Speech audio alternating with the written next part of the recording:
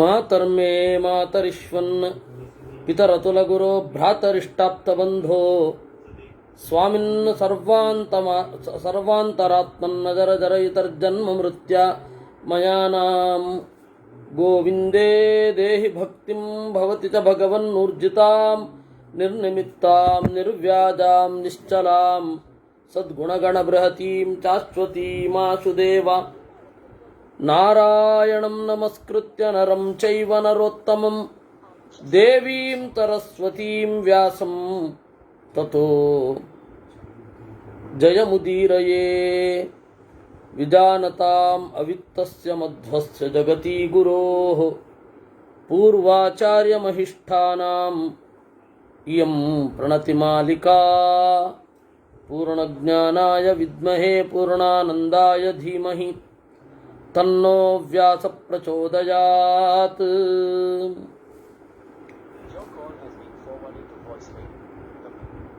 ನೋಡಿ, ಮರಣದಂಡನೆ ಕೊಡಬೇಕಾ ಕೊಡಬಾರ್ದ? ರಾಜನೊಬ್ಬ ಅಹಿಂಸೆಯಿಂದ ರಾಜ್ಯಭಾರ ಮಾಡಲಿಕ್ಕೆ ಆಗತ್ತಾ ಆಗಲ್ವಾ? ಈ ಎರಡು ಮೇಜರ್ ಕ್ವಶ್ಚನ್ ನಮ್ಮ ಮುಂದೆ ಇಟ್ಟಿದ್ದು. ಯಾರು? ಸತ್ಯವಾನ್ ಅನ್ನುವವ. ಅದಕ್ಕೆ ಜಿಮತ್ಸೇನ ಉತ್ತರ ಕೊಡ್ತಾ ಇದ್ದ. ಅವನು ಹೇಳಿದ, ಕೊಲ್ಲೋದು ಮತ್ತೆ ಕೊಲ್ಲದೇ ಇರುವುದು, ಧರ್ಮ ಅಥವಾ ಅಧರ್ಮ, ಒನ್ ಸೈಡೆಡ್ ಡಿಸಿಷನ್ ಮಾಡಲಿಕ್ಕೆ ಆಗಲ್ಲ. ಕೊಲ್ಲೋದೆಲ್ಲ ಅಧರ್ಮ, ಕೊಲ್ಲದೇ ಇರೋದೆಲ್ಲ ಧರ್ಮ ಅಂತ ಹೇಳಲಿಕ್ಕಾಗಲ್ಲ. ಯಾಕೆ? ನೋಡು, ಕೊಲ್ಲದಿದ್ದರೆ ಏನಾಗತ್ತೆ? ಕಳ್ಳರು, ಸುಳ್ಳರು, ಮೂರ್ಖರು, ಮುಠಾಳರು ಜಗತ್ತಿನ ಒಳಗಡೆ ಸೇರ್ಕೊಂಡು ಬಿಡ್ತಾರೆ. ನಮಗೆ ಉಗ್ರವಾದ ಶಿಕ್ಷೆ ಇಲ್ಲ ಅಂತ ಗೊತ್ತಾದಾಗ ಜನ ಏನು ಮಾಡ್ತಾರೆ? ಹೀಗಿದ್ರೆ ತೊಂದರೆ ಇಲ್ಲ ಅಂತ ಅನ್ಸತ್ತೆ ಅವ್ರಿಗೆ. ಇದು ಸಮಸ್ಯೆ. ಯತ್ರ ಯತ್ರೈವ ಶಕ್ಯಂತೆ ಸಂಯಂತುಂ ಸಮಯೇ ಪ್ರಜಾಃ ಸತಾವಾನ್ ಪ್ರೋಚ್ಯತೆ ಧರ್ಮೋ ಯಾವನ್ನ ಶತಿಲಂಘ್ಯತೆ.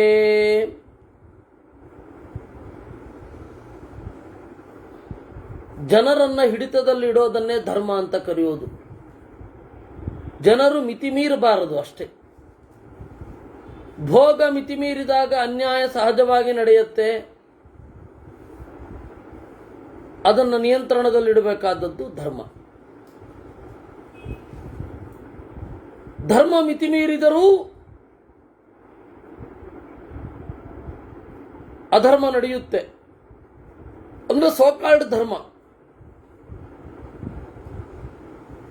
ನಾವೀಗ ನೋಡ್ತಾ ಇದ್ದೇವಲ್ಲ, ಎಲ್ಲಿ ಎಲ್ಲಿ ಪ್ರಜೆಗಳನ್ನು ನಾವು ನಿಗ್ರಹ ಮಾಡ್ತೇವೋ, ಮಿತಿ ಮೀರುವುದಿಲ್ಲವೋ ಅದೇ ಧರ್ಮ. ಧರ್ಮದ ಕೆಲಸ ಏನು? ಪ್ರಜಾಪಾಲನೆಯಲ್ಲಿ ಧರ್ಮ ಯಾಕಬೇಕು? ಧರ್ಮ ಅಂದರೆ ರಿಲಿಜನ್ ಅಂತ ಅನ್ಕೋತಾರೆ. ಹಿಂಸೆ ಆಗದೇ ಇರುವಂತೆ ನೋಡ್ಕೊಳ್ಳಿಕ್ಕೆ ಧರ್ಮ ಬೇಕು. ಅಹನ್ಯಮಾನೇಶು ಪುನಃ ಸರ್ವಮೇವ ಪರಾಭವೇತ್ ಪೂರ್ವೇ ಪೂರ್ವತರೇ ಚೈವ ಸುಶಾಸ್ಯ ಅಭವಂಜನಾಃ ಜಂತವಃ ಸತ್ಯಭೂಯಿಷ್ಠಾಃ ಅಲ್ಪದ್ರೋಹಾಲ್ಪಮನ್ಯವಃ. ಒಂದು ಕಾಲದಲ್ಲಿ ಜನರಿಗೆ ಹೆಚ್ಚು ಹೇಳಬೇಕಾಗಿರಲಿಲ್ಲ. ತಮ್ಮನ್ನು ತಾವು ತಿಳಿದುಕೊಂಡು ಯಥಾಯೋಗ್ಯವಾಗಿ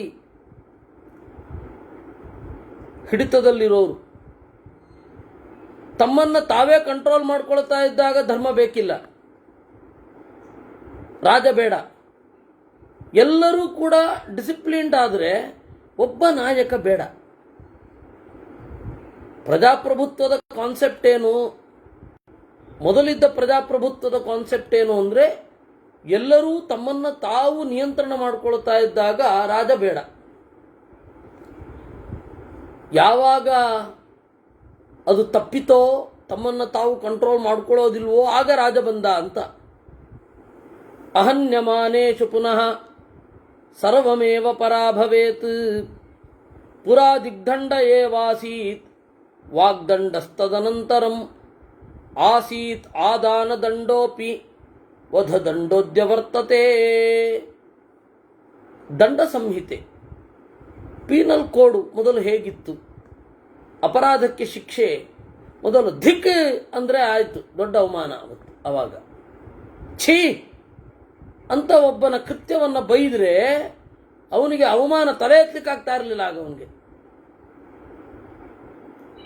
ಪುರಾ ದಿಗ್ದಂಡ ಏವಾಸೀತ್, ಮೊದಲು ಇದ್ದದ್ದು ಧಿಕ್ ಅನ್ನುವಂತಹ ಶಿಕ್ಷೆ, ಅಷ್ಟು ಸಾಕು.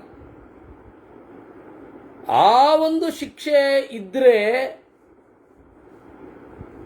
ಇನ್ನಾರು ಏನು ಮಾಡಲಿಕ್ಕಾಗಲ್ಲ. ಆ ಪರಿಸ್ಥಿತಿ ಅವಾಗಿತ್ತು. ಆಮೇಲೆ ವಾಗ್ದಂಡಸ್ತದನಂತರಂ, ಎರಡನೆಯದ್ದು ಮಾತಿನಲ್ಲಿ ಬೈಯೋದು. ನೀನು ನೀಚನಿದ್ದಿ ಅಂತ. ಮೊದಲು ದಂಡ ಹೇಗೆ ಬಂತು? ಧಿಕ್, ಏನಾದರೂ ಕೆಟ್ಟ ಕೆಲಸ ಮಾಡಿದವನಿಗೆ ಛೀ ಅಂದರೆ ಸಾಕು, ಅಲ್ಲಿಗೆ ಅವನಿಗೆ ಸರ್ವಾಂಗವೂ ಅವಮಾನ. ಎರಡನೆಯದ್ದು ವಾಗ್ದಂಡ. ಮೂರನೆಯದ್ದು ಆದಾನ ದಂಡ. ಅವನ ಸಂಪತ್ತುಗಳನ್ನು ಸೊತ್ತುಗಳನ್ನು ವಶಪಡಿಸಿಕೊಳ್ಳೋದೇನಿದೆ, ದಟ್ಸ್ ಕಾಲ್ಡ್ ಆದಾನ ದಂಡ. ಆದಾನ ಅಂದರೆ ತಗೊಳ್ಳೋದು. ವಧದಂಡೋದ್ಯ ವರ್ತತೆ, ಇವತ್ತಿಗೆ ಕೊಲ್ಲಬೇಕಾದ ಅನಿವಾರ್ಯತೆಯ ಶಿಕ್ಷೆ ಇದೆ. ಮೊದಲು ಶಿಕ್ಷೆ ಏನು? ಛೀ ಅನ್ನೋದು ಮೊದಲನೇ ಶಿಕ್ಷೆ. ಎರಡನೇ ಶಿಕ್ಷೆ ಏನು?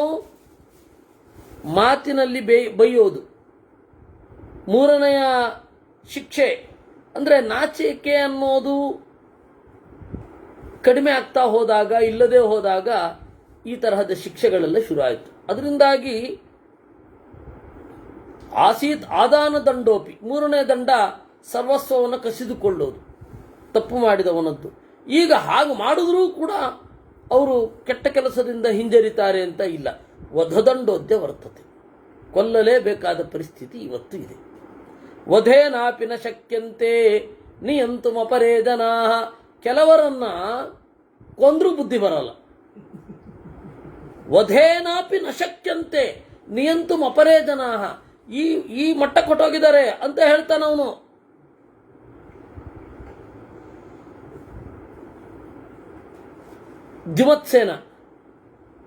ಜಿಮತ್ಸೇನ ಹೇಳೋದು ಯಾರಿಗೆ? ಸತ್ಯವಂತನಿಗೆ. ಅಂದ್ರೆ ಭೀಷ್ಮಾಚಾರ್ಯರು ಧರ್ಮರಾಜನಿಗೆ ಹೇಳ್ತಾ ಇರುವ ಕಥೆ ಇದು. ಅದರಿಂದಾಗಿ ಸತ್ಯವಂತ ಏನ್ ಕೇಳಿದ್ದ? ಒಬ್ಬ ಸನ್ಯಾಸಿಯ ತರಹ ಒಬ್ಬ ರಾಜ ಇದ್ರೆ, ಅಥವಾ ಸನ್ಯಾಸಿಯನ್ನೇ ರಾಜನನ್ನಾಗಿ ಮಾಡಿದರೆ, ಮೃದು ಹೃದಯಿಗಳಾದವರನ್ನ ರಾಜರನ್ನಾಗಿ ಮಾಡಿಬಿಟ್ರೆ ಒಳ್ಳೇದಲ್ವಾ? ನಮ್ಮಲ್ಲೊಂದು ದೊಡ್ಡ ಪಿಶಾಚಿ ಇದೆ, ಅದರ ಹೆಸರು ಪ್ರಕಾಶ್ ರಾಜ್ ಅಂತ. ಅವನು ಒಂದು ಮಾತು ಕೇಳಿದ. ಅವನು ಎಂಥ ಓವರ್ ಕಾನ್ಫಿಡೆನ್ಸ್ ರೀ ಅವನಿಗೆ. ಸುಬ್ರಹ್ಮಣ್ಯ ಸ್ವಾಮಿ ಮುಂದೆ ವಾದ ಕೂತಿದ್ದಾನೆ. ಅವನಲ್ಲಿ ಕೇಳಿದ, ಏನು ಹೃದಯವಂತಿಕೆಯಿಂದ ರಾಜ್ಯಭಾರ ಮಾಡಬೇಕು ಅಂತ. ಅದಕ್ಕೆ ಇವ್ರು ಹೇಳಿದ್ರು, ಹೃದಯವಂತಿಕೆಯಿಂದ ರಾಜ್ಯಭಾರ ಮಾಡ್ಲಿಕ್ಕೆ ಆಗಲ್ಲಪ್ಪ, ಯಾಕೆಂದ್ರೆ ಕಾನೂನುಗಳನ್ನು ಲಂಬಿಸುವುದು ಬುದ್ಧಿವಂತಿಕೆಯಿಂದ ಕಾನೂನು ಮಾಡ್ತೇವೆ ವಿನಃ ಹೃದಯವಂತಿಕೆಯಿಂದ ಕಾನೂನು ಮಾಡ್ಲಿಕ್ಕೆ ಆಗಲ್ಲ. ನೀವು ಈ ಫಿಲಂನವರು ಪರಮ ದರಿದ್ರಗಳು, ಏನೂ ಗೊತ್ತಿರಲ್ಲ, ಬಂದ್ಬಿಟ್ಟಿರ್ತೀರಾ, ಅಕ್ಷರಶಃ ಇಲ್ಲಿಟ್ರೇಟ್ ನೀವು, ಏನ್ ನಿಮ್ಗೆ ಗೊತ್ತಾಗತ್ತೆ ಅಂತ ಕೇಳದ. ಅದರಿಂದಾಗಿ ಸತ್ಯವಂತನದ್ದು ಅದೇ ಪ್ರಶ್ನೆ ಇತ್ತು. ಸತ್ಯವಂತನದ್ದು ಕೂಡ ಅದೇ ಪ್ರಶ್ನೆ. ಯಾರೋ ಒಬ್ಬ ಮೃದು ಹೃದಯವನ್ನು ಕರೆಸಿ ರಾಜ್ಯಭಾರ ಮಾಡಬೇಕು, ಸಾಫ್ಟ್ ನೇಚರ್ ಯಾರಿಗಿರುತ್ತೆ? ವಸ್ತುತಃ ಇನ್ಫ್ಯಾಕ್ಟ್ ನಿಮಗೊಂದು ಸಂಗತಿ ಹೇಳಬೇಕು. ಈ ಇವರಿದಾರಲ್ಲ, ಕರ್ನಾಟಕದಲ್ಲಿ ನೀವು ಅಂಧಕಾಲತ್ತಿಲೆ ನೀವು ಒಂದು ನೋಡಿದ್ರೆ ಒಂದು ಭೀಕರ ಸತ್ಯದ ಅನಾವರಣ ಆಗುತ್ತೆ. ನೀವು ಯಾವುದೇ ನೋಡಿ, ಹೋಮ್ ಮಿನಿಸ್ಟ್ರು ಪರಮ ದಡ್ಡ, ಹಿಂದೆ ಬಂದರೆ ಹಾಯಲಾರ, ಮುಂದೆ ಬಂದರೆ ಒದೆಯಲಾರ ಅಂಥವ್ರನ್ನೇ ಹೋಮ್ ಮಿನಿಸ್ಟರ್ ಆಗಿ ಮಾಡ್ತಾರೆ. ನಾನು ಗಮನಿಸ್ತಾ ಇದ್ದದ್ದು ವಿ ಎಸ್ ಆಚಾರ್ ಕಾಲದಿಂದ ಎಂಥ ಮೆದುಕಲರು ಅಂದರೆ ಅಂಥ ಮೆದುಕಲರನ್ನ ಮಾಡ್ತಾರೆ. ಅವ್ರಿಗೆ ಕ್ರಿಮಿನಲ್ಗಳ ಮೆಂಟಾಲಿಟಿ ಹೆಂಗೆ ಕೆಲಸ ಮಾಡುತ್ತೆ ಗೊತ್ತಿರಲ್ಲ. ಈಗ ನಮ್ಮಂಥವ್ರನ್ನ ಹೋಗಿ ಮಾಡಿಬಿಟ್ರೆ ಹೆಂಗೋ ಹಂಗಿರ್ತಾರ ರಾಜಕೀಯದಲ್ಲಿ. ಅದರಿಂದಾಗಿ ಅವನು ಕೇಳೋದು ಹಾಗೆ ಸತ್ಯವಂತ ಅಲ್ಲ. ಯಾರು ದಡ್ರಿದ್ದಾರೆ, ಯಾರು ಮೆದುಕಲರಿದ್ದಾರೆ, ಮೆದುಕಲರನ್ನ ಮಾಡಿಬಿಟ್ರೆ ಹೇಗೆ ಅಂತ. ಅದಕ್ಕೆ ಅವರು ಹೇಳ್ತಾರೆ ಹಾಗಾಗಲ್ಲಪ್ಪ. ಯಾಕೆಂದ್ರೆ ಜನ ನಾಚಿಕೆ ಕೆಡೋದ್ರಲ್ಲಿ ಸ್ಪರ್ಧೆಗಿಳಿತಾ ಇದ್ದಾರೆ ಅಂತ ಇವರು ಉತ್ತರ. ಅದನ್ನೇ ಹೇಳಿದ್ದು, ಪುರಾ ದಿಗ್ದಂಡ ಏವಾಸೀತ್ ವಾಗ್ದಂಡ ತದನಂತರಂ ಆಸೀತ್ ಆದಾನ ದಂಡೋಪಿ ವಧದಂಡೋದ್ಯ ವರ್ತತೆ ವಧೇನಾಪಿ ನ ಶಕ್ಯಂತೆ ನಿಯಂತು ಅಪರೇ ಜನಾಃ. ಈ ಒಂದು ಸಣ್ಣ ಕತೆ ಹೇಳ್ತೀನಿ ನಿಮಗೆ. ನಾಚಿಕೆ ಕಳ್ಕೊಳ್ಳೋದು ಅಂತಂದ್ರೆ ಯಾವ್ಯಾವ ರೀತಿ ಇರುತ್ತೆ ಅಂತ. ನಾಚಿಕೆ ಕೆಡೋದು ಅಂತ ಅದರಲ್ಲಿಯೂ ಒಂದು ಲೆವೆಲ್ ಇರುತ್ತೆ. ಯಾರಿಗೋ ಒಬ್ಬನಿಗೆ, ಮಂತ್ರಿಗೆ ಒಬ್ಬ ರಾಜ ಪ್ರಶ್ನೆ ಮಾಡಿದ, ಅಲ್ಲ ನ್ಯಾಯವನ್ನು ಕೊಡೋದ್ರಲ್ಲಿ, ಶಿಕ್ಷೆ ಕೊಡೋದ್ರಲ್ಲಿ ತಾರತಮ್ಯ ಯಾಕಿರಬೇಕು, ಎಲ್ಲರಿಗೂ ಒಂದೇ ಶಿಕ್ಷೆ ಕೊಡೋದಪ್ಪ ಅಂತ. ಅದಕ್ಕೆ ಇವನು ಹೇಳ್ದ, ಇಲ್ಲ ಇಲ್ಲ, ಇವತ್ತು 4 ಜನ ಬರ್ತಾರೆ, ಎಲ್ಲರಿಗೂ ಒಂದೇ ಶಿಕ್ಷೆ ಕೊಡ್ತೀನಿ. ಏನು 4 ಜನ ಅಪರಾಧಿಗಳು, ಒಬ್ಬ ಸಣ್ಣ ತಪ್ಪು, ಬೆಣ್ಣೆನಲ್ಲಿ 3/4 ವೀಸ ಬೆಣ್ಣೆಯಲ್ಲಿ, ಒಂದು ಕಡಾಯಿ ಬೆಣ್ಣೆಯಲ್ಲಿ ಒಂದು 20% ಸುಣ್ಣ ಮಿಕ್ಸ್ ಮಾಡಿಬಿಟ್ಟಿದ್ದ ಅವನು. ಅವನು ಬಂದ, ಇನ್ನೊಬ್ಬ ಬಂದ, ಅವನು ಬೇರೆಯವರ ದುಡ್ಡನ್ನು ಹೊಡೆದುಕೊಳ್ಳೋ ಪ್ಲಾನ್ ಮಾಡಿದ್ದ, ಲಪಟಾಯಿಸಲಿಕ್ಕೆ. ಅವನದ್ದು 2ನೇ ಲೆವೆಲ್ಲಿನ ತಪ್ಪು, ಪರಮ ಮೋಸಗಾರ ಅವನು. ಇನ್ನೊಬ್ಬ ಇದ್ದ, ಅವನು ಇನ್ನೂ ಸ್ವಲ್ಪ ದೊಡ್ಡ ತಪ್ಪು. 3ನೇವನಂತೂ ಒಬ್ಬ ಕುಲೀನ ಹೆಣ್ಮಗಳನ್ನು ದರದರನೆ ಎಳ್ಕೊಂಡು ಹೋಗಿ ಕೆಟ್ಟ ಕೆಲಸಕ್ಕೆ ಪ್ರಯತ್ನ ಪಟ್ಟಿದ್ದ. 4 ಜನ ಅಪರಾಧಿಗಳು ಬಂದರು. ರಾಜ ಹೇಳಿದ್ದ ಅಲ್ವಾ, 4 ತರಹದ ಅಪರಾಧಿಗಳಿದ್ದಾರೆ, ಎಲ್ಲರಿಗೂ ಒಂದೇ ಶಿಕ್ಷೆ. ಏನು? ತಲೆ ಬೋಳಿಸಿ, ಸುಣ್ಣ ಎಲ್ಲ ತಲೆಗೆ ಮೆತ್ತಿ, ಕತ್ತೆ ಮೇಲೆ ಹಿಮ್ಮುಖವಾಗಿ ಕೂರಿಸಿ ಮೆರವಣಿಗೆ ಮಾಡಬೇಕು. ಇದು ಕಾಮನ್ ಆಗಿರುವಂತಹ ಶಿಕ್ಷೆ ಅನ್ಬಿಟ್ಟ. ಮೊದಲನೇ ಅವನು ಕೇಳಿದ ಕೂಡಲೇ ಆತ್ಮಹತ್ಯೆ ಮಾಡ್ಕೊಂಡ್ಬಿಟ್ಟ. 2ನೇ ಅವನಿಗೆ ಶಿಕ್ಷೆ ಆಗ್ತಿದ್ದ ಹಾಗೇನೆ ಮನೆಗೆ ಹೋಗಿ ಗಂಟು ಮೂಟೆ ಕಟ್ಕೊಂಡು ಓಡಾಟೋದ. 3ನೇ ಅವನಿಗೆ ಅವನೇನು ಮಾಡಿದ, ಇವರಿಗೆ ಲಂಚ ಕೊಟ್ಟು, ಕಾರಾಗೃಹದ ಅಧಿಕಾರಿಗಳಿಗೆ ಲಂಚ ಕೊಟ್ಟು, ನನ್ನ ತಗೊಂಡೇ ಹೋಗಬೇಡಿ, ಇಲ್ಲೇ ಇರ್ತೀನಿ ಇಂದ ಜೈಲಿನಲ್ಲಿ. 4ನೇವನನ್ನ ಊರು ತುಂಬ ಮೆರವಣಿಗೆ ಮಾಡಿಸ್ತಾ ಇದ್ರೆ, ಊರಿನವರೆಲ್ಲ ಚಪ್ಪಲಿ ಹಾರ ಹಾಕ್ತಾ ಇದ್ರೆ ಏನಾಗದೆ ನಿರ್ಲಿಪ್ತನಾಗಿ ಇದ್ದ. ಅವನ ಹೆಂಡತಿ ಅಲ್ಲಿ ದೂರದಲ್ಲಿ ಕಂಡ್ಲು, ಏಯ್ ಇನ್ನೊಂದು ಸ್ವಲ್ಪ ಹೊತ್ತಲ್ಲಿ ಮನೆಗೆ ಬರ್ತೇನೆ, ಬಿಸಿನೀರು ರೆಡಿ ಮಾಡಿಡು, ಸ್ನಾನ ಮಾಡಬೇಕು ಅಂದ. ಹೀಗೆ ನಾಚಿಕೆ ಕೆಟ್ಟವರು ಇರ್ತಾರೆ, 4 ಥರದವರು. ಅದರಿಂದಾಗಿ ನಾಚಿಕೆ ಎಷ್ಟೆಷ್ಟು ಕೆಡ್ತೇವೋ ಅಷ್ಟಷ್ಟು ದೊಡ್ಡ ದೊಡ್ಡ ಶಿಕ್ಷೆ. ಎಲ್ಲರಿಗೂ ಒಂದೇ ತರಹದ ಶಿಕ್ಷೆ ಮಾಡ್ಲಿಕ್ಕೆ ಆಗುವಲ್ಲ. ಪಾತ್ರಂ ಶ್ಮಶಾನಾತ್ ಆದತ್ತೆ ಪಿಶಾಚಂ ಚಾಪಿ ದೈವತಂ ತೇಷು ಸಮಯಂ ಕಶ್ಚಿತ್ ಕುರ್ವೀತ ಹತ ಬುದ್ಧಿಷು. ಕೆಲವೊಬ್ಬರು ಕಾನೂನಿಗೆ ಒಳಪಡ್ಲಿಕ್ಕೆ ಇಷ್ಟವೇ ಪಡೋಲ್ಲ. ನೋಡಿ, ಮೋಕ್ಷ ಧರ್ಮ ಪರ್ವದಲ್ಲಿ ಮತ್ತೆ ಅವನು ಹಿಂದಿನದ್ದೇ ಕೇಳ್ತಾನೆ. ಯಾಕೆಂದ್ರೆ ಬಿಡುಗಡೆ ಆಗಬೇಕಲ್ವಾ, ಬಿಡುಗಡೆ ಆಗಲಿಲ್ಲ ಅವನಿಗೆ. ಆ ರಾಜಧರ್ಮ ಪರ್ವದ್ದೇ ಪ್ರಶ್ನೆಗಳನ್ನು ಮತ್ತೆ ಮೋಕ್ಷ ಧರ್ಮದಲ್ಲಿ ಕೇಳ್ತಾ ಇದ್ದಾನೆ. ಅಲ್ಲ, ಎಂತೆಂಥವ್ರು ಇರ್ತಾರೆ ಗೊತ್ತಾ? ಎಲ್ಲರಿಗೂ ಒಂದು ಕಾನೂನು ಅಪ್ಲೈ ಆಗಲ್ಲ. ಯಾಕೆಂದ್ರೆ ಕೆಲವರು ಪಾತ್ರಂ ಶ್ಮಶಾನಾತ್ ಆದತ್ತೆ, ಮಸಣದಿಂದ ಪಾತ್ರವನ್ನು ತರ್ತಾರೆ, ಪಿಶಾಚಿಯನ್ನೇ ದೈವವನ್ನಾಗಿ ಆರಾಧಿಸ್ತಾರೆ. ಅಂತಹವರಲ್ಲಿ ನೀನು ಯಾವ ರೀತಿ ಸಮಾನವಾದ ಕಾನೂನು ಮಾಡ್ತೀಯ? ನೈವ ದಸ್ಯುರು ಮನುಷ್ಯಾಣಾಂ ನ ದೇವಾನಾಮಿತಿ ಶ್ರುತಿ ನ ಗಂಧರ್ವ ಪಿತೃಣಾಂಚ ಕಕ್ಕಸ್ಯೇಹ ಕಥಂಚನ. ಇನ್ನೊಂದು ತಿಳ್ಕೊ, ಕೆಲವೊಬ್ಬರು ಇರ್ತಾರೆ, ಅವರು ಮನುಷ್ಯರಿಗೂ ಬೇಡ ದೇವತೆಗಳಿಗೂ ಬೇಡ. ಇವಾಗ ಅವಧೂತರಿದ್ರೆ ಮನುಷ್ಯರಿಗೆ ಬೇಡ ದೇವತೆಗಳಿಗೆ ಬೇಕು ಅಲ್ವೇ?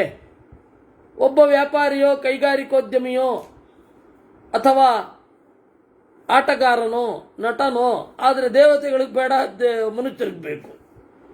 ಕೆಲವರು ಇರ್ತಾರೆ, ಅವರು ದೇವತೆಗಳಿಗೂ ಒಪ್ಪಲ್ಲ ಅವ್ರನ್ನ, ಮನುಷ್ಯರು ಒಪ್ಪಲ್ಲ. ಅಂತ ಕೆಲವೊಂದು ಪ್ರಾಣಿಗಳು ಇರ್ತವೆ ರೀ. ಅವರೆಲ್ಲರಿಗೂ ಕೂಡ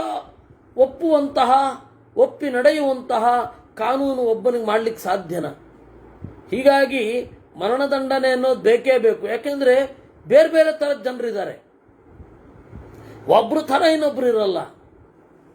ಒಬ್ರಿಗಿಂತ ಒಬ್ರು ಕೆಳಗಡೆ ಇಳಿಲಿಕ್ಕೆ ಸ್ಪರ್ಧೆ ಮಾಡುವ ಜನರು ಇರ್ತಾರೆ. ಕೆಟ್ಟ ಕೆಲಸ ಮಾಡೋದ್ರಲ್ಲಿ ಸ್ಪರ್ಧೆ ಅವ್ರದ್ದು. ನೀನು ಇಷ್ಟು ಕೆಳಗಡೆ ಇಳಿದಿದ್ದೀಯಾ, ನಾನು ಇನ್ನಷ್ಟು ಕೆಳಗಡೆ ಇಳಿತೀನಿ ಅಂತ ಹೇಳಿ ಸ್ಪರ್ಧೆ ಮಾಡುವವರು ಇರ್ತಾರೆ. ಅದರಿಂದಾಗಿ ಮಗು ಸತ್ಯವಂತ, ಯಾವುದೇ ಕಾರಣಕ್ಕೂ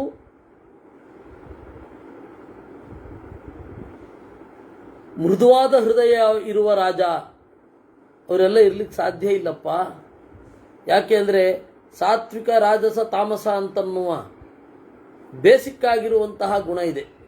ನಿಮಗೆ ಕನ್ನಡ ಸಾಹಿತ್ಯದಲ್ಲಿ ಸ್ವಲ್ಪ ಓಡಾಡಿ ಗೊತ್ತಿದ್ರೆ ಗೋಪಾಲಕೃಷ್ಣ ಅಡಿಗರ ಬಗ್ಗೆ ಗೊತ್ತಿರುತ್ತೆ. ನವ್ಯ ಕಾವ್ಯವನ್ನು ತಂದವರು. ಅವರಿಗೆ ಛಂದೋಬದ್ಧವಾದ ರಚನೆ ಮಾಡಲಿಕ್ಕೆ ಬರ್ತಾ ಇತ್ತು. ಕವಿ ಅಂತ ಹೇಳಿದ್ರೆ ಛಂದೋಬದ್ಧವಾಗಿಯೂ ರಚನೆ ಮಾಡಬೇಕು, ಗದ್ಯವನ್ನು ಚೆನ್ನಾಗಿ ಬರೀಬೇಕು. ಮೊನ್ನೆ ಈಗಿನ ಕವಿಗಳಿಗೆಲ್ಲ ಅಥವಾ ಮಹಿಳಾ ಕವಿಗಳಿಗೆಲ್ಲ ಅವರಿಗೆ ಲೈನ್ ಕೆಳಗಡೆ ಲೈನ್ ಬರೆಯೋದೇ ಪದ್ಯ ಅಂತ ಅನ್ಕೊಂಡ್ಬಿಟ್ಟಿದ್ದಾರೆ. ಅದರಲ್ಲೊಂದು ಭಾವ, ಒಂದು ಲಯ, ಒಂದು ತಾಳ, ಒಂದು ಧ್ವನಿ, ಒಂದು ಉಕ್ತಿ ಸೌಂದರ್ಯ, ಒಂದು ಅನ್ಯೋಕ್ತಿ ಯಾವುದೂ ಬೇಡ, ಗೊತ್ತೂ ಇಲ್ಲ ಅವ್ರಿಗೆ. ಲೈನ್ ಕೆಳಗಡೆ ಲೈನ್ ಬರೆದ್ರೆ ಅದನ್ನ ಕೆಟ್ಟ ಧ್ವನಿ ಮಾಡಿಕೊಂಡು ಓದ್ತಾ ಇದ್ರೆ ಅದೇ ಪದ್ಯ ಅಂತ ಭ್ರಮೆ. ಇಂಥವ್ರನ್ನೆಲ್ಲ ಸಾಕ್ಲಿಕ್ಕೆ ಒಬ್ಬ ಬ್ರಹ್ಮ, ಅವನೇ ಬುಕ್ ಬ್ರಹ್ಮ. ಇಂಥವರೆಲ್ಲ ಇರ್ತಾರೆ.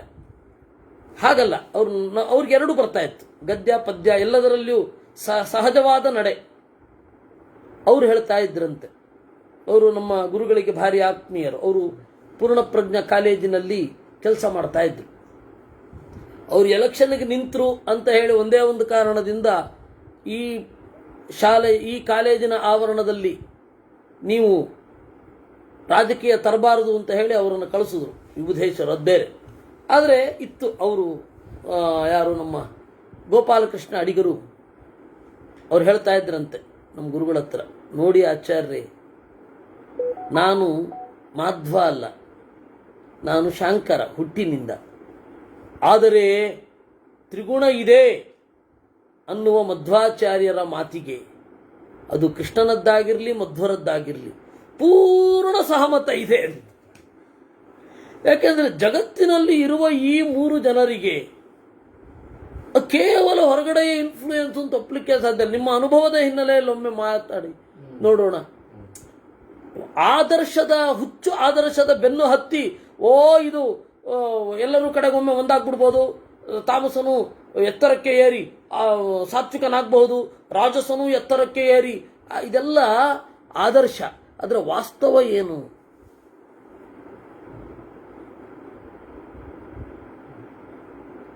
ಸ್ವಭಾವವನ್ನು ಅವರು ಬಿಡಲ್ಲ. ಗುಡ್ ಬ್ಯಾಡ್ ಅಗ್ಲಿ ಅದಿದ್ದೇ ಇರುತ್ತೆ. ಅದರಿಂದಾಗಿ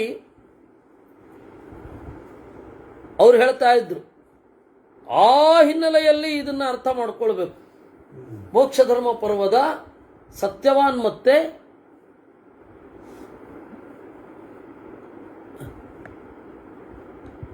ಇವರಿಬ್ಬರ ಮಾತುಕತೆ, ದ್ಯುಮತ್ಸೇನನ ಮಾತುಕತೆ. ಅವನು ಹೇಳ್ತಾನೆ, ಇಲ್ಲ ಇಲ್ಲ, ಒಬ್ಬ ಅಹಿಂಸೆಯಿಂದ ರಾಜ್ಯಭಾರ ಮಾಡಲಿಕ್ಕೆ ಸಾಧ್ಯ ಇಲ್ವಾ?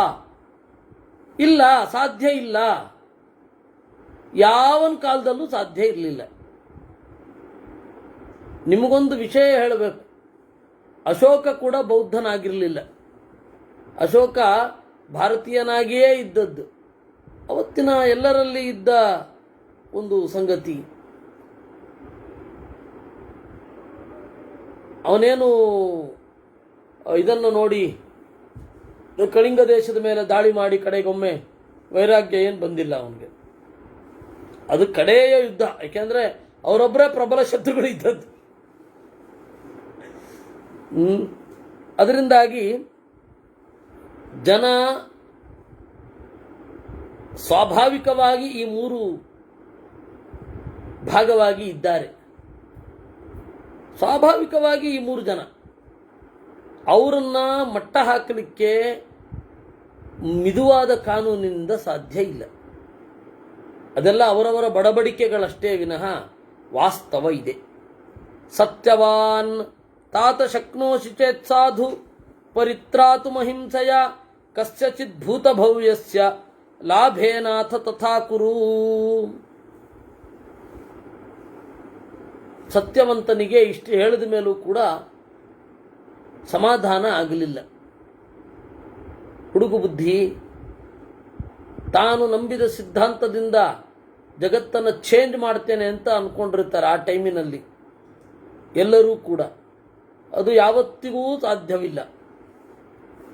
ನಾನು ಒಂದು ಕಾಲದಲ್ಲಿ ಹಾಗೆ ಅಂದುಕೊಂಡಿದ್ದೆ, ಪ್ರಖರವಾದ ತರ್ಕ ಇದ್ದರೆ ಯಾರೂ ಕನ್ವಿನ್ಸ್ ಆಗ್ತಾರೆ ಅಂತ. ದೇವರ ಆ ಭ್ರಮೆಯನ್ನು ಹೇಗೆ ಕಳೆದ ಅಂತ ಇವತ್ತು ನೆನಪಿಸ್ಕೊಂಡ್ರೆ ನಗು ಬರುತ್ತೆ ನನಗೆ. ಯಾರಿಗೂ ಏನು ಕನ್ವಿನ್ಸ್ ಮಾಡ್ಲಿಕ್ಕೆ ಆಗೋಲ್ಲ, ಅವ್ರಿಗೆ ಅರ್ಥ ಆದರೆ ಆಗ್ಬೇಕಷ್ಟೆ. ಹಾಗೆ ಇವನು ಹೇಳ್ತಾನೆ, ಇವನು ಒಪ್ತಾ ಇಲ್ಲ. ದ್ಯುಮತ್ಸೇನ ಬೇರೆ ಯಾರೂ ಅಲ್ಲ, ತಂದೆಯೇ. ತಾತ ಶಕ್ನೋಷಿ ಚೇತ್ ಸಾಧು ಪರಿತ್ರಾತು ಅಹಿಂಸೆಯ. ಇಲ್ಲ, ಅಹಿಂಸೆಯಿಂದ ಯಾವುದನ್ನು ನೇರ ಮಾಡಲಿಕ್ಕಾಗಲ್ವಾ? ರಾಜನಾದವನು ಶಿಕ್ಷೆಯನ್ನು ಬಳಸಲೇಬೇಕಾ? ಕಸ್ಯಚಿತ್ ಭೂತಭವ್ಯಸ್ಯ ಲಾಭೇನಾಥ ತಥಾ ಕುರು. ಯಾವುದೋ ಒಂದು ಹಾಗಾಗಲಿಕ್ಕೆ ಅವಕಾಶವೇ ಇಲ್ವಾ? ರಾಜಾನೋ ಲೋಕಯಾತ್ರಾರ್ಥಂ ತಪ್ಯಂತೆ ಪರಮಂ ತಪಃ ಅಪತ್ರಪಂತಿ ತಾದೃಭ್ಯ ತಥಾ ವೃತ್ತಾ ಭವಂತಿ ಚ. ರಾಜರು ತಪಸ್ಸನ್ನ ಆಚರಿಸಿದರೆ, ರಾಜರು ತಪಸ್ವಿಗಳಾದರೆ ಪ್ರಜೆಗಳ ಮನಸ್ಸಿಗೆ ಪರಿವರ್ತನೆ ಬರೋದೇ ಇಲ್ವಾ? ಚಿತ್ರಾಯಮಾಣ ಸುಕೃತೈ ನ ಕಾಮಾದ್ಧಂತಿ ದುಷ್ಕೃತಂ ಸುಕೃತೇನೈವ ರಾಜಾನೋ ಭೂಯಿಷ್ಠಂ ಶಾಸತಿ ಪ್ರಜಾ. ರಾಜರನ್ನು ನೋಡಿದಾಗ ಪ್ರೀತಿ ಉಕ್ಕಿ ಬಂದರೆ ಪ್ರಜೆಗಳಿಗೆ ಭಯ ಬರುವ ಸ್ಥಾನದಲ್ಲಿ ಪ್ರೀತಿ ಉಕ್ಕಿ ಬರಬೇಕು. ನಮ್ಮ ಮನೆಯ ಹಿರಿಯಣ್ಣ ಅಂತ ಅನ್ನಿಸ್ಬೇಕು, ನಮ್ಮ ಮನೆಯ ಕಾಯ್ತಾ ಇರುವಂತಹ ಅಜ್ಜ ಅಂತ ಅನ್ನಿಸ್ಬೇಕು. ರಾಜನನ್ನು ನೋಡಿದರೆ ನಮ್ಮ ಮನೆಯ ಹಿರಿಯ ಮಗ ಅಂತ ಅನ್ನಿಸ್ಬೇಕು. ಆ ತರಹ ಇರಬೇಕಲ್ವಾ? ಆ ತರಹದ ತಪಸ್ಸನ್ನು ಮಾಡಿ ರಾಜ್ಯಭಾರ ಮಾಡಿದರೆ ಪ್ರಜೆಗಳೇ ಕೆಟ್ಟ ಕೆಲಸದಿಂದ ನಾಚಿಕೊಳ್ತಾರೆ, ಕೆಟ್ಟ ಕೆಲಸ ಮಾಡೋದು ಬೇಡ ಅಂತಾರೆ, ರಾಜನಿಗೆ ನೋವಾಗತ್ತೆ ಅಂತಾರೆ. ಅದ್ರ ಬದಲು ರಾಜ ಗಂಭೀರವಾಗಿರ್ಬೇಕಂತೆ, ಭಾವನೆಗಳನ್ನು ಮುಖದಲ್ಲಿ ತೋರಿಸಬಾರದಂತೆ, ಡಿಸ್ಟೆನ್ಸ್ ಮೈಂಟೈನ್ ಮಾಡಬೇಕಂತೆ, ತಪ್ಪಿಗೆ ತಕ್ಕ ಶಿಕ್ಷೆಯನ್ನು ಕೊಡಬೇಕಂತೆ, ಎಲ್ಲರನ್ನೂ ಕೂಡ ನಿಗಾ ಇಡಬೇಕಂತೆ, ಪೂರ್ತಿಯಾಗಿ ಯಾರನ್ನು ನಂಬಬಾರದಂತೆ. ಏನ್ರಿ ಇವೆಲ್ಲ? ಸುಕೃತೇನೈವ ರಾಜಾನೋ ಭೂಯಿಷ್ಠಂ ಶಾಸತಿ ಪ್ರಜಾ. ಒಳ್ಳೆಯ ಕೆಲಸದಿಂದ ರಾಜರು ಪ್ರಜೆಗಳನ್ನು ಶಾಸನ ಮಾಡುವುದಲ್ಲವೇ? ಶ್ರೇಯಸ್ಸು ಶ್ರೇಯಸೋ ಹೇವಂ ವೃತ್ತಿಂ ಲೋಕೋನುವರ್ತತೆ ಸದೈವೇತಿ ಗುರೋರ್ವೃತ್ತಿಂ ಅನ್ವವರ್ತಂತ ಮಾನವಾ. ಹಿರಿಯರು ಹಿರಿತನವನ್ನು ಅಳವಡಿಸಿಕೊಂಡಿದ್ದರೆ ಜನರು ಅದನ್ನು ಅನುಸರಿಸ್ತಾರೆ. ಸದೈವೇತಿ ಗುರೋರ್ವೃತ್ತಿಂ ಅನ್ವವರ್ತಂತ ಮಾನವಾ. ಮನುಷ್ಯರು ಕಾಲಕಾಲಕ್ಕೆ ಹೊಂದಬೇಕಾದದ್ದನ್ನು ಹೊಂದುತ್ತಾರೆ, ಅನುಸರಿಸ್ತಾರೆ. ದ್ಯುಮತ್ಸೇನಃ ಆತ್ಮಾನಮಸಮಾಧಾಯ ಸಮಾಧಿತ್ಸತಿ ಯಪ್ಪರಾನ್ ವಿಷಯೇಷು ಇಂದ್ರಿಯವಚಂ ಮಾನವ ಪ್ರಹರಂತಿ ತಂ. ಅದಕ್ಕೆ ದ್ಯುಮತ್ಸೇನ ನಗ್ತಾನೆ ಅವನು. ಈ ಆದರ್ಶಗಳೆಲ್ಲ ಈಗ ಸೊಗಸು, ಇದು ವಾಸ್ತವ ಅಲ್ಲ. ಸರ್ವೇ ಜನಾ ಸುಖಿನೋ ಭವಂತು ಅಂತ ಹೇಳುವ ಏಕೈಕ ಧರ್ಮ ಯಾವುದು? ಭಾರತೀಯ ವಿಚಾರಧಾರೆ ಮಾತ್ರ. ಸರ್ವೇ ಜನಾ ಸುಖಿನೋ ಭವಂತು ಅಂತ ಹೇಳುವ ಏಕೈಕ ಆಶಯ ಇರೋದು ಇದೊಂದೇ ಶೈಲಿಯಲ್ಲಿ. ಆದರೆ ಇವತ್ತು ನಮ್ಮಷ್ಟು ಹೊಡೆತ ತಿಂತಿರೋರು ಯಾರು? ಇಸ್ರೇಲ್ನವ್ರನ್ನ ಬಿಟ್ಟರೆ. ಅದರಿಂದಾಗಿ ವಾಸ್ತವ ಬೇರೆ, ಆದರ್ಶ ಬೇರೆ. ಋಷಿಗಳೂ ಕೂಡ ದಯೆಯಿಂದ ವಾಸ್ತವವನ್ನು ಮರೆತು ಏನು ಮಾಡ್ತಾರೆ? ಸರ್ವೇ ಜನಾ ಸುಖಿನೋ ಭವಂತು ಅಂತಾರೆ. ಮಾ ಕಶ್ಚಿತ್ ದುಃಖ ಭಾಗ್ ಭವೇತ್ ಅಂತಾರೆ. ಹೌದು, ಆದರೆ ವಾಸ್ತವ ಏನು? ಆತ್ಮಾನವ ಸಮಾಧಾಯ ಸಮಾಧಿತ್ಸತಿ ಯಪ್ಪರಾನ್. ನೋಡಿ, ಸಾಮಾನ್ಯ ಮನುಷ್ಯರನ್ನು ತಗೊಳ್ಳೋಣ. ಇಂದ್ರಿಯ ನಿಗ್ರಹ ಇರಬೇಕು ಅಂತ ಹೇಳುವವನೇ ಇಂದ್ರಿಯ ನಿಗ್ರಹ ಮಾಡದೆ ಹೋದರೆ ಜನರು ಅವನಿಗೆ 4 ಬಾರಿಸ್ತಾರೆ. ಇದೇ ಮಾತಿರೋದು. ವಿಷಯೇಷು ಇಂದ್ರಿಯವಚಂ ಮಾನವಾ ಪ್ರಹರಂತಿ ತಂ. ಆತ್ಮೈವಾದವು ನಿಯಂತವ್ಯೋ ಸುಕೃತಂ ದುಷ್ಕೃತಂ ಸನ್ನಿಯಚ್ಛತ ದಂಡಯೇಚ್ಛ ತಥಾ ದಂಡೈ ಅಪಿ ಬಂಧೂನ್ ಅನಂತರಾನ್. ಒಬ್ಬ ತನ್ನನ್ನು ತಾನು ನಿಯಂತ್ರಣ ಮಾಡಿಕೊಳ್ಬೇಕು ಕೆಟ್ಟ ಕೆಲಸದಿಂದ. ಅಂದರೆ ಕೆಟ್ಟ ಕೆಲಸ ಮಾಡದಂತೆ ತನ್ನನ್ನು ತಾನೇ ನಿಯಂತ್ರಣ ಮಾಡಿಕೊಳ್ಬೇಕು. ಆಮೇಲೆ ತನ್ನ ಸುತ್ತ ಇರುವವರನ್ನ ನಿಗ್ರಹಿಸಿರಬೇಕು. ಅಂದರೆ ರಾಜ ಒಳ್ಳೆಯವನಾಗದೆ ಶಿಕ್ಷೆ ಕೊಡಲಿಕ್ಕೆ ನೈತಿಕತೆಯೇ ಇರಲ್ಲ.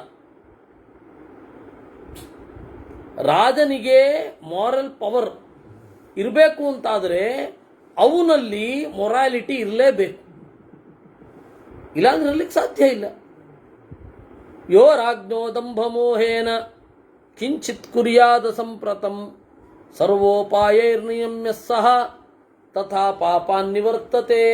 ರಾಜನ ಬಂಧುಗಳು ಏನಾದರೂ ರಾಜನ ಸಪೋರ್ಟ್ ಇದೆ ಅಂತ ಮಿತಿಮೀರಿ ನಡೆದರೆ ಅವನನ್ನು ಮೊದಲು ಮಟ್ಟ ಹಾಕಬೇಕು. ಆಗ ಉಳಿದವರು ಭಯದಿಂದ ಇರ್ತಾರೆ. ಯೋ ರಾಜ್ಞಪ್ಪಾಪಕೃತ್ಕ್ಲೇಶಂ ನಮಃ ದುಃಖಮಿಚ್ಛತಿ ವರ್ಧಂತೆ ತಸ್ಯ ಪಾಪಾನಿ ಧರ್ಮೋ ಹ್ರಸತಿ ವೈಧ್ರುವಂ. ಯಾರು ರಾಜನಿಗೇನೆ ಅನ್ಯಾಯವನ್ನು ಮಾಡ್ತಾನೋ, ಅನ್ಯಾಯವನ್ನು ಮಾಡಿಯೂ ಬಹಳ ದುಃಖವನ್ನು ಪಡೋದಿಲ್ವೋ, ಅಲ್ಲಿ ಪಾಪ ಬೆಳೆಯುತ್ತೆ.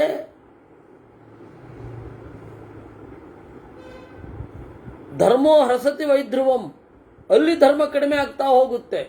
ಅಂದರೆ ರಾಜ ನೆಟ್ಟಿಗಿರಬೇಕು. ರಾಜ ನೆಟ್ಟಿಗಿದ್ರೆ ಅವನಿಗೆ ಶಿಕ್ಷೆ ಕೊಡ್ಲಿಕ್ಕೆ ಅರ್ಹತೆ ಇರುತ್ತೆ.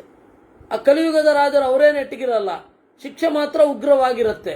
ಅದೇ ಭಾಗವತದ 12ನೇ ಸ್ಕಂದದ ಆರಂಭದಲ್ಲಿ ಶುರು ಆಗುವುದು. ಅವಾಗ ಇದ್ದ ರಾಜರು ಹೀಗಿದ್ರು. ಮಧ್ವಾಚಾರ್ಯರು ಹೇಳ್ತಾರಲ್ಲ, ಪೂರ್ವ ರಾಜರು ತತ್ವವನ್ನು ಸಹಜವಾಗಿ ತಿಳ್ಕೊಂಡು ಬಿಟ್ಟಿದ್ರು ಅಂತ. ಜಾನಂತಿ ಪೂರ್ವರಾಜಾನಃ ಋಷಯ, ಸಹಜವಾಗಿ ತಿಳ್ಕೊಂಡಿದ್ರು. ಆ ತರಹದ ರಾಜರು ಕಡಿಮೆ ಆದರು. ಆದರೆ ಇದ್ದ ಕಾಲದಲ್ಲಿ ಇವನು ಹೇಳ್ತಾ ಇರೋದು, ರಾಜ ತಾನು ನೆಟ್ಟಿಗಿಲ್ಲದೆ ಶಿಕ್ಷೆ ಕೊಡ್ಲಿಕ್ಕೆ ಬರಲ್ಲ. ಇತಿ ಕಾರುಣ್ಯಶೀಲೋ ವೈ ಯೋ ವಿದ್ವಾನ್ ಬ್ರಾಹ್ಮಣಾನುಗಃ ಇತಿ ಚೈವಾನುಶಿಷ್ಟೋಸ್ಮಿ ಪೂರ್ವೈಸ್ತಾತ ಪಿತಾಮಹೈ. ನಾನು ಕೂಡ ನಿನ್ನ ತರಹನೇ ಒಂದು ಕಾಲದಲ್ಲಿ ಕಾರುಣ್ಯಶೀಲನಾಗಿದ್ದೆ. ಆದರೆ ಕಾರುಣ್ಯಶೀಲನಾಗಿರಬಾರದು. ಯಾರಿಗೆ ಆಡಳಿತದ ಶಕ್ತಿ ಇರೋದಿಲ್ವೋ, ಯಾರಿಗೆ ತನ್ನನ್ನೇ ನಿಯಂತ್ರಿಸಿಕೊಳ್ಳುವ ಛಾತಿ ಇರೋದಿಲ್ವೋ, ಅವರು ಮಿತಿಮೀರಿ ನಡೀತಾ ಇರುವಾಗ ಸುಮ್ಮನೆ ಇರ್ತಾರೆ. ರಾಜನೊಬ್ಬ ಹಾಗಿರಬಾರದು. ನಾನು ಪೂರ್ವೈ ತಾತ ಪಿತಾಮಹೈ, ನನ್ನ ಅಪ್ಪ ನನ್ನ ಅಜ್ಜ ಅವರೆಲ್ಲರೂ ನನಗೆ ಪಾಠ ಹೇಳಿದ್ದಾರೆ. ರಾಜನಾದವನು ಮಿತಿಮೀರಿದ ಕಾರುಣ್ಯವನ್ನು ಹೊಂದಿರಬಾರದು, ಅಯೋಗ್ಯರಾದವರಲ್ಲಿ ಅವನಿಗೆ ಕಾರುಣ್ಯ ಇರಬಾರದು ಅಂತ. ಆಶ್ವಾಸಯದ್ಭಿಸ್ಸುಭೃಚಂ ಅನುಕ್ರೋಚಾತ್ತಥೈವ ಚ ಏತತ್ ಪ್ರಥಮ ಕಲ್ಪೇನ ರಾಜ ಕೃತಯುಗೇ ಜಯೇತ್. ರಾಜ ಕೃತಯುಗದಲ್ಲಿ ಹೀಗಿರ್ತಿದ್ದ. ಪಾದೋನೇನಾಪಿ ಧರ್ಮೇಣ ಗಚ್ಚೇತ್ರೇತಾಯುಗೇ ಯಥಾ ದ್ವಾಪರೇ ತು ದ್ವಿಪಾದೇನ ಪಾದೇನ ಚಪರೇ ಯುಗೇ. ತ್ರೇತಾಯುಗ ಅಂದರೆ ಧರ್ಮದ 3 ಪಾದ ಇತ್ತು. ದ್ವಾಪರ ಯುಗ ಅಂದರೆ 2 ಪಾದಕ್ಕೆ ಬಂತು. ಅಂದರೆ ಧರ್ಮ 4 ಕಾಲಿನಿಂದ ಇತ್ತು ಅಂದರೆ ಪೂರ್ತಿಯಾಗಿತ್ತು ಅಂತ. ತಥಾ ಕಲಿಯುಗೆ ಪ್ರಾಪ್ತೆ ರಾಜ್ಞಾಂ ದುಶ್ಚರಿತೇನ ಚ ಭವೇತ್ ಕಾಲ ವಿಶೇಷೇಣ ಕಲಾ ಧರ್ಮಸ್ಯ ಷೋಡಶಿ. ಕಲಿಯುಗ ಬಂದ ಮೇಲೆ ದುರುಳರೆಲ್ಲ ರಾಜರಾಗೋಗ್ತಾರೆ. ಆ ದುಷ್ಟ ರಾಜರಿಂದಾಗಿ ಧರ್ಮ ಉಳಿಯೋದೇ ಕಷ್ಟ ಆಗತ್ತೆ. 12ನೇ ಸ್ಕಂದದಲ್ಲಿ ಇದನ್ನೇ ಹೇಳಲಿಕ್ಕೆ ಹೊರಟಿರೋದು. ಯೋಂತ್ಯೋ ರಿಪುಂಜಯೋ ನಾಮ ಭವಿಷ್ಯೋ ಬಾರಹದ್ರತಃ ತಸ್ಯಾಮಾತ್ಯಸ್ತು ಮುನಿಕೋ ಹತ್ವಾ ಸ್ವಾಮಿನ ಮಾತ್ಮಜಮ್ಮನ್ ಶುರು ಆಗತ್ತೆ. ಅದರಿಂದ ಕಲಿಯುಗದ ರಾಜರು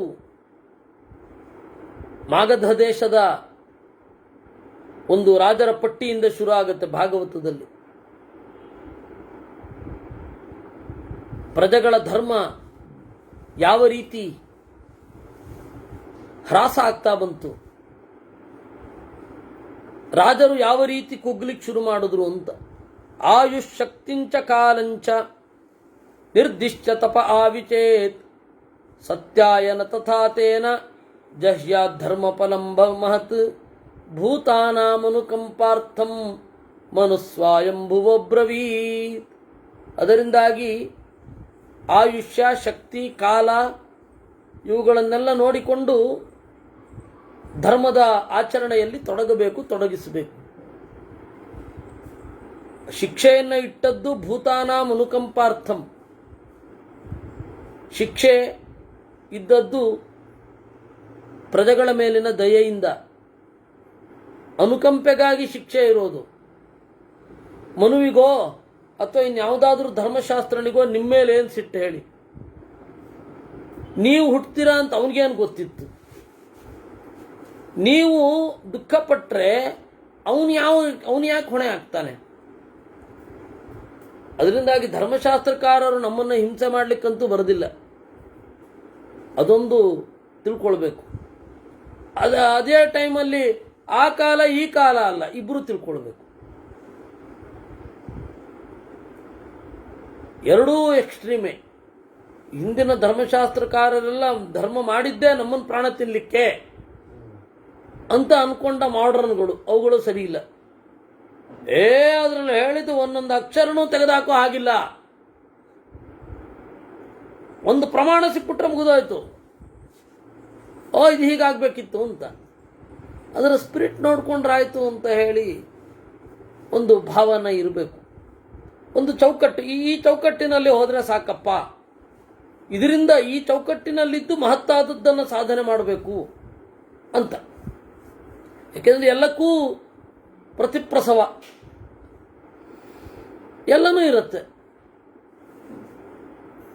ಅದರಿಂದಾಗಿ ದ್ಯುಮತ್ಸೇನ ಸತ್ಯವಂತನಿಗೆ ಹೇಳ್ತಾನೆ, ಹರೆಯದ ಉತ್ಸಾಹದಿಂದ, ಇಮ್ಮೆಚ್ಯೂರಿಟಿಯಿಂದ ರಾಜನಾದವನು ಹೃದಯದಿಂದ ರಾಜ್ಯಭಾರ ಮಾಡಿದ್ರೆ ಸಾಕು, ಜನರೆಲ್ಲ ಅದನ್ನು ನೋಡಿ ಬದಲಾಗಿ ಪಶ್ಚಾತ್ತಾಪ ಪಡ್ತಾ ರಾಜನ ಮೇಲಿನ ಪ್ರೀತಿಯಿಂದ ಎಲ್ಲ ನಿಯಮಗಳನ್ನು ಚೆನ್ನಾಗಿ ಅನುಸರಿಸ್ತಾರೆ ಅನ್ನೋದು ಬೇಡ. ಭೂತಗಳ ಅನುಕಂಪೆಗಾಗಿಯೇ ಸ್ವಯಂಭುವ ಮನು ಇದನ್ನು ಹೇಳಿದ್ದು. ಹೀಗೆ ಶಾಂತಿ ಪರ್ವದಲ್ಲಿ 252ನೆಯ ಅಧ್ಯಾಯ, ಯುಧಿಷ್ಠಿರ 253ನೇ ಅಧ್ಯಾಯ, ಅವಿರೋಧೇನ ಭೂತಾನಾಂ ತ್ಯಾಗಷಾಡ್ಗುಣ್ಯಕಾರಿತಃ ಯಸ್ಯಾತ್ ಉಭಯ ಭಾಗ್ಧರ್ಮ ತನ್ಮೇ ಬ್ರೂಹಿ ಪಿತಾಮಹ. ಯುಧಿಷ್ಠಿರ ಮತ್ತೆ ಅದನ್ನೇ ಕೇಳ್ತಾನೆ. ಈಗ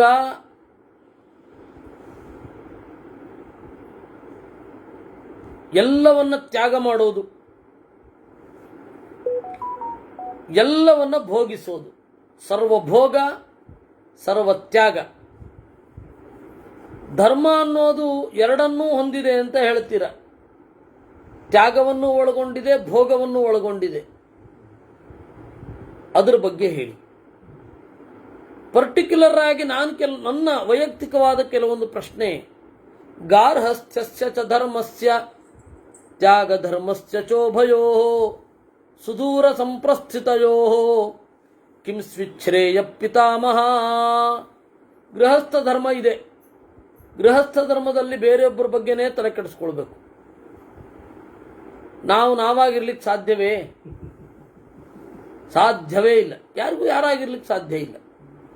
ಅಡ್ಜಸ್ಟ್ ಆಗಲೇಬೇಕಾಗತ್ತೆ. ಇದು ಗೃಹಸ್ಥ ಧರ್ಮದ ಹಣೆಯ ಬರಹ. ಗೃಹಸ್ಥ ಧರ್ಮ ಅಂತಂದಾಗ ಅತಿಥಿಗಳಿಗೆ ಅಡ್ಜಸ್ಟ್ ಆಗಬೇಕಾಗತ್ತೆ. ಆಯ್ತೆ, ಅತಿಥಿಗಳಿಗೆ ಅಡ್ಜಸ್ಟ್ ಆಗಬೇಕಾಗತ್ತೆ, ಮಕ್ಕಳಿಗಾಗಿ ಅಡ್ಜಸ್ಟ್ ಆಗಬೇಕಾಗತ್ತೆ, ಆಮೇಲೆ ಬರುವ ಜನರಿಗೆ ಅಡ್ಜಸ್ಟ್ ಆಗಬೇಕಾಗತ್ತೆ. ಹೀಗೆ ಇವುಗಳೆಲ್ಲ ಬರುತ್ತೆ. ಅಲ್ಲ, ಗೃಹಸ್ಥ ಅಂತಂದ್ರೆ ಗಂಡಿಗೆ ಮಾತ್ರ ಅಂತಲ್ಲ, ಇದು ಎಲ್ಲರಿಗೂ, ಗಂಡಿಗೆ ಹೆಣ್ಣು, ಹೆಣ್ಣಿಗೆ ಗಂಡು. ಇವನು ಕೇಳೋ ಪ್ರಶ್ನೆಯ ತೀವ್ರತೆ ಅರ್ಥ ಮಾಡಿಕೊಳ್ಳಿ. ತ್ಯಾಗ ಧರ್ಮಸ್ಯ ಚ ಉಭಯೋ. ತ್ಯಾಗ ಧರ್ಮ ಅಂದ್ರೆ ಸನ್ಯಾಸಿ ಯಾರ ಮೇಲೂ ಅವಲಂಬಿತನಾಗಿರಲ್ಲ. ಒಬ್ಬ ಇದ್ದ, ಬಿಟ್ಟೋದ, ಅವನು ಅವರ ಅನುಚರ, ಅವರ ಶಿಷ್ಯ ತಪ್ಪು ಮಾಡಿದ, ಅವ್ರ ಮೇಲಂತೂ ಬರಲ್ಲ. ಆದರೆ ಇದು ಎರಡು ನೋಡಿ ಪರಸ್ಪರ ವಿರುದ್ಧ. ಯಾರಿಗೂ ಅಡ್ಜಸ್ಟ್ ಆಗಬೇಕಾಗದ ಧರ್ಮ ಒಂದು, ಎಲ್ಲರಿಗೂ ಅಡ್ಜಸ್ಟ್ ಆಗಬೇಕಾದ ಧರ್ಮ ಒಂದು. ಇದು ಒಂದರ್ಥ ಇದಕ್ಕೆ. ಇನ್ನೊಂದರ್ಥ, ಎಲ್ಲವನ್ನ ಒಳಗೊಳ್ಳಬೇಕು ಗೃಹಸ್ಥ ಧರ್ಮ, ಎಲ್ಲವನ್ನ ಅನಿವಾರ್ಯವಾಗಿ ಒಳಗೊಳ್ಳಬೇಕು. ಕಾಮವನ್ನು ಒಳಗೊಳ್ಳಬೇಕು, ಆಯ್ತೆ, ಸೌಂದರ್ಯ ಪ್ರಜ್ಞೆಯನ್ನು ಒಳಗೊಳ್ಳಬೇಕು ಗೃಹಸ್ಥ ಧರ್ಮ. ಇದು ಯಾವುದು ಇಲ್ಲ. ಒನ್ನಯ ನಾಜೂಕು ಇದ್ಯಾವುದು ಸನ್ಯಾಸಿಗಳಿಗಿಲ್ಲ. ಹೆಂಗ್ ಬೇಕಾದಿರ್ಬೋದು. ಈ ತರಹ ಪರಸ್ಪರ ವಿರುದ್ಧವಾದ ಧರ್ಮ. ಗಾರ್ಹಸ್ಥಸ್ಯ ಚ ಧರ್ಮಸ್ಯ ತ್ಯಾಗ ಧರ್ಮಸ್ಯ ಚ ಉಭಯೋ ಸುದೂರ ಸಂಪ್ರಸ್ಥಿತಯೋ. ಎರಡು ಅತ್ಯಂತ ವಿರುದ್ಧವಾದದ್ದು. ಇವ್ರ ಸಂಕಟಗಳೇನು ಅವ್ರಿಗೆ ಗೊತ್ತಿರಲ್ಲ, ಅವ್ರ ಸಂಕಟ ಏನು ಇವ್ರಿಗೆ ಗೊತ್ತಿರಲ್ಲ. ಎರಡು ಪರಸ್ಪರ ವಿರುದ್ಧವಾದ ದಿಕ್ಕಿನಲ್ಲಿ ಇರುತ್ತೆ. ಯಾವುದು ಶ್ರೇಯಸ್ಸು ಅಂತ ಕೇಳದ ಅವನು. ನಿಮಗೆ ಒಂದು ಮಾಹಿತಿ ಇರಲಿ, ಯುಧಿಷ್ಠಿರ ಯುದ್ಧ ಆದಮೇಲೆ ಮೊದಲೇ ಬಿಟ್ಬಿಟ್ಟಿದ್ದ. ಹೆಂಡತಿಯನ್ನ ಮುಟ್ಟೋದು ಬಿಡಿ,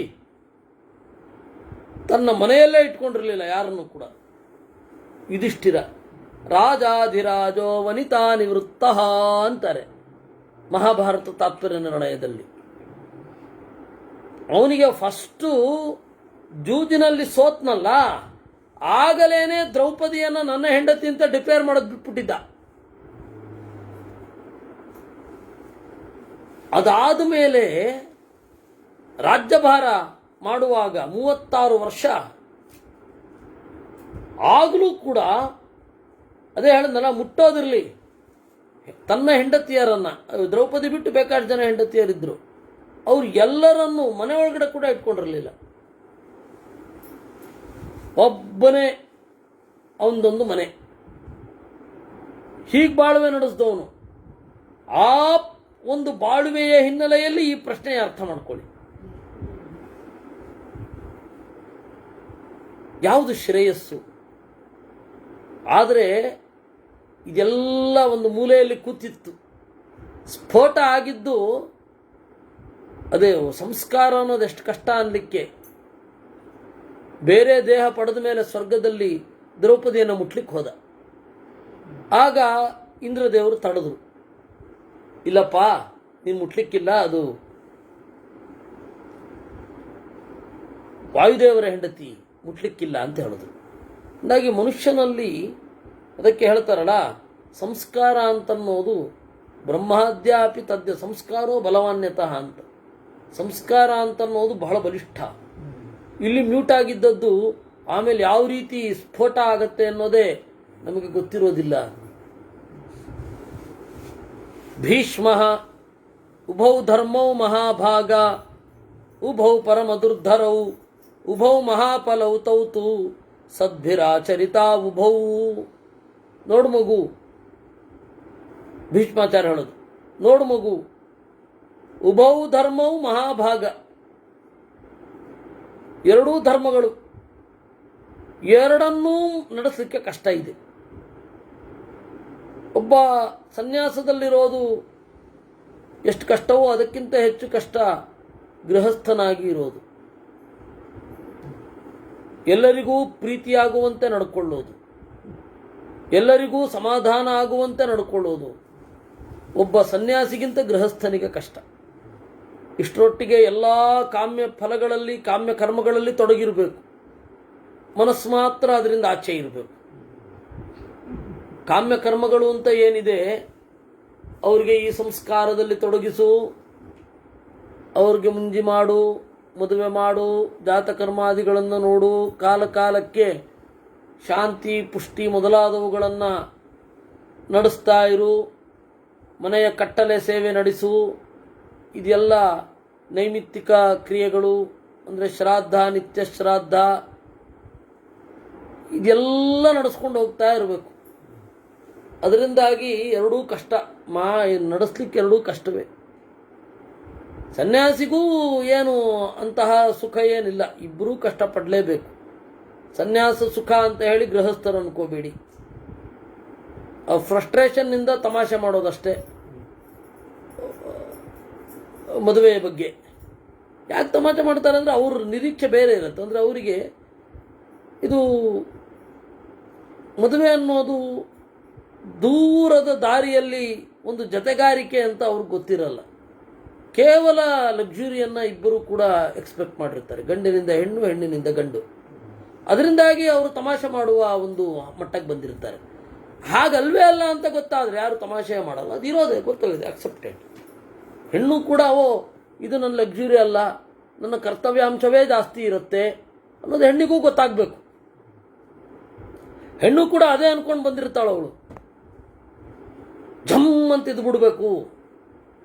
ಅದಕ್ಕೆ ಮೊದಲೇ ಎಲ್ಲ ಟೆಸ್ಟ್ ಮಾಡಿ, ಪರಿಶೀಲನೆ ಮಾಡಿ, ಇಂತಹ ಒಳ್ಳೆಯ ಕೆಲಸದಲ್ಲಿರುವವನನ್ನೇ ಮದುವೆ ಆಗೋದು ಅಂತ ಅನ್ನೋದು ಯಾಕೆ? ಅವಳು ಲಕ್ಸುರಿ ಅಂತ ತಲೆನಲ್ಲಿದೆ ಮದುವೆ ಅನ್ನೋದು. ಹಾಗೆ ಇವನು ಕೂಡ ಅಷ್ಟೇ,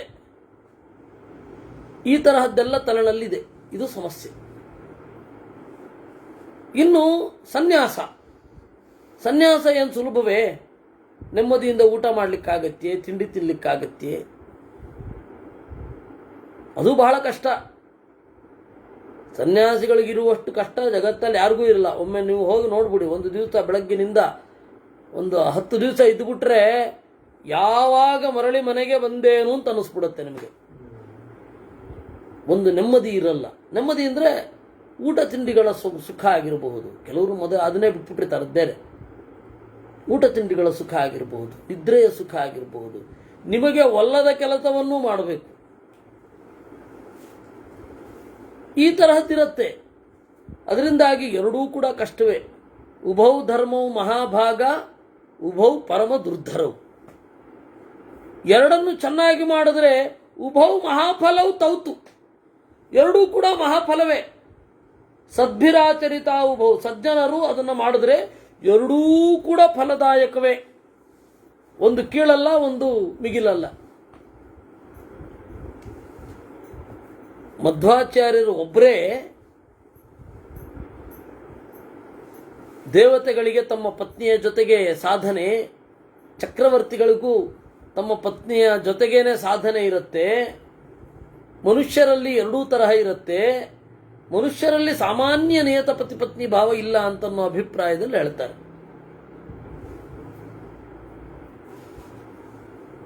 ಅದರಿಂದಾಗಿ ಭಾಗವತ ತಾತ್ಪರ್ಯದಲ್ಲಿ ಅವರು ಹೇಳೋದು ಸನ್ಯಾಸ ಒಂದೇ ಮಿಗಿಲು ಅಂತ ಹೇಳ್ತಾ ಇಲ್ಲ, ಹಾಗೆ ಸಂಸಾರ ಒಂದೇ ಮಿಗಿಲು ಅಂತಲೂ ಹೇಳ್ತಾರೆ, ಗೃಹಸ್ಥಾಶ್ರಮವೇ ಮಿಗಿಲು ಅಂತಲೂ ಹೇಳ್ತಾ ಇಲ್ಲ. ಎರಡೂ ಆಶ್ರಮಗಳಿಗೆ ಯೋಗ್ಯರಾದ ಜನ ಈ ಜಗತ್ತಿನಲ್ಲಿ ಇರ್ತಾರೆ. ಆಯಾ ಸಜ್ಜನರು ಅದನ್ನು ಅವಲಂಬಿಸಿಕೊಂಡ್ರೆ ಗೃಹಸ್ಥ ಧರ್ಮವೂ ಒಳ್ಳೆಯ ಫಲವನ್ನು ಕೊಡುತ್ತೆ, ಹಾಗೆ ಸನ್ಯಾಸ ಧರ್ಮವೂ ಒಳ್ಳೆಯ ಫಲವನ್ನು ಕೊಡುತ್ತೆ. ಯಾರು ಆಚರಿಸ್ತಾರೆ ಅನ್ನೋದು ಮುಖ್ಯ ಅಷ್ಟೆ. ಸಜ್ಜನರ ಕೈಗೆ ಸಿಕ್ಕಿದೆಯಾ,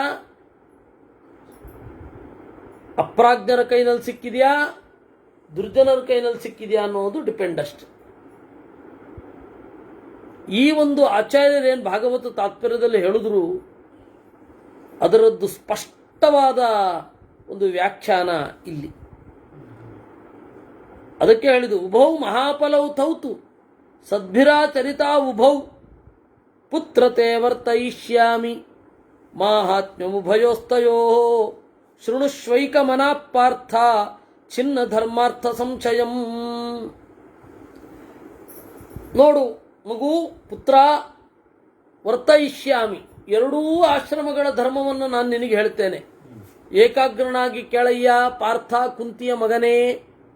ಚಿನ್ನ ಧರ್ಮಾರ್ಥ ಸಂಶಯಂ, ಧರ್ಮ ಹಾಗೂ ಅರ್ಥದ ಸಂಶಯವನ್ನೆಲ್ಲ ಕತ್ತರಿಸುವ ಹಾಗೆ ಇದನ್ನು ಕೇಳು.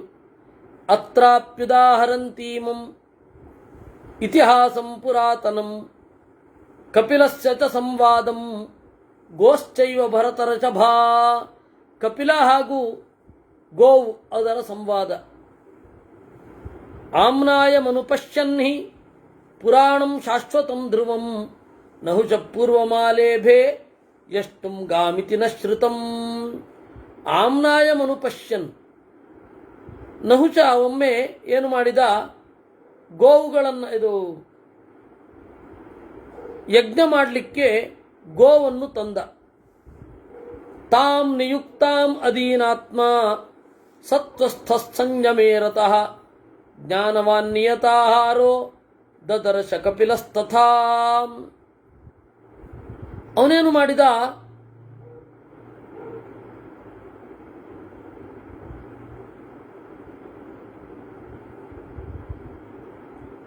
ನೋಡಿದ, ಯಾಗಕ್ಕೆ ಹಸುವನ್ನು ತಂದಿದ್ದಾನೆ. ಯಾಗ ಮಾಡಲಿಕ್ಕೆ ಹಸುವನ್ನು ತಂದಿದ್ದಾನೆ. ಇವನಿಗೆ ಅದನ್ನು ತಡಿಬೇಕು ಅಂತ ಅನ್ನಿಸಿತು ಕಪಿಲನಿಗೆ. ನಹುಷ ಕ್ಷತ್ರಿಯ ಗೃಹಸ್ಥ, ಕಪಿಲ ಸನ್ಯಾಸಿ. ಅವಾಗ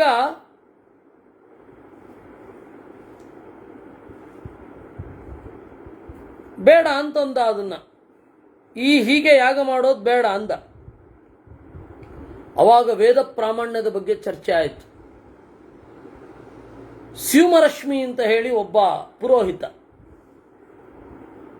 ಸ್ಯೂಮರಶ್ಮಿ, ಸ ಯು ಮ, ಸ್ಯೂಮ. ಆ ಸ್ಯೂಮರಶ್ಮಿ ಅನ್ನುವ ಪುರೋಹಿತ ತಡದ. ಈ ಯತಿಯನ್ನು ನೋಡಿ, ಕಪಿಲನನ್ನು ನೋಡಿ ಹೇಳಿದ, ಅಲ್ರಿ ವೇದ ಪ್ರಮಾಣವೇ ಅಲ್ವೋ ನಿಮಗೆ? ನೀವು ವೈದಿಕರಾಗಿ ತಾನೇ ಸನ್ಯಾಸ ತಗೊಂಡಿರೋದು. ವೇದ ಪ್ರಮಾಣ ಹೌದಾ ಅಲ್ವಾ? ಯಾಗ ಮಾಡಬೇಕು ಅಂತಿದೆ, ಗೋವಿನಿಂದ ಯಾಗ ಮಾಡಬೇಕು ಅಂತನೂ ಇದೆ, ಗಾಮಾಲ ಭೇತ ಅಂತ. ಗೌಹು ಅನ್ನೋ ಶಬ್ದಕ್ಕೆ ಎರಡು ಅರ್ಥ ಇದೆ. ಒಂದು ಎತ್ತು, ಇನ್ನೊಂದು ಹಸು. ಎರಡೂ ಅರ್ಥ ಇದೆ. ಎತ್ತು ಅಂತ ಹೇಳಿದ್ರೆ ಅದರ ಗಂಡು ಜಾತಿ, ಹಸು ಅಂತಂದ್ರೆ ಹೆಣ್ಣು ಜಾತಿ. ನಾವು ಮಾಡ್ಕೊಂಡಿರೋದು ಸಂಸ್ಕೃತದಲ್ಲಿ ಎರಡಕ್ಕೂ ಗೌಹುನೆ. ಅದನ್ನ ಗಾಮ ಆಲಭೇತ ಅಂತ ಇದೆ. ಆಲಭೇತ ಅನ್ನೋದಕ್ಕೂ ಎರಡು ಅರ್ಥ ಇದೆ. ಲಭಸ್ಪರ್ಶನ ಹಿಂಸನಯೋಹೋ ಅಂತ ಧಾತು. ಲಭಿ ಸ್ಪರ್ಶ ಅಂತ ಒಂದು ಅರ್ಥ ಇದೆ, ಹಿಂಸೆ ಅಂತ ಒಂದು ಅರ್ಥ ಇದೆ. ವೇದ ಅನ್ನೋದು ಪ್ರಮಾಣ ಅಂತ ಒಪ್ತೀರಾ ಒಪ್ಪಲ್ವಾ? ವೇದ ಅನ್ನೋದು ಪ್ರಮಾಣ ಅಂತ ಒಪ್ತೇನೆ ಅಂತ. ಆಗ ಸ್ಯುಮರಶ್ಮಿ ಮಧ್ಯಪ್ರವೇಶ ಮಾಡಿ ಕಪಿಲನನ್ನ ಆಕ್ಷೇಪ ಮಾಡಿದ. ಅದಕ್ಕೆ ಕಪಿಲ ಉತ್ತರ ಕೊಡ್ತಾನೆ. ಅವರಿಬ್ಬರ ಸಂವಾದವನ್ನ ನಾಳೆ ನೋಡೋಣ. ಇದರಲ್ಲಿ ಯಜ್ಞದ ಬಗೆಗೆ ಬೇರೆ ಬೇರೆ ಬೇರೆ ಬೇರೆ ಮುಖಗಳು ಮತ್ತೆ ಇಲ್ಲಿ ಬರ್ತವೆ. ಅದನ್ನ ನಾಳೆ ನೋಡೋಣ ಅಂತ ಹೇಳ್ತಾ ಇವತ್ತಿನ ಚಿಂತನೆಯನ್ನ ದೇವರಲ್ಲಿ ಸಮರ್ಪಣೆ ಮಾಡೋಣ. ಕೃಷ್ಣಾರ್ಪಣಮಸ್ತು.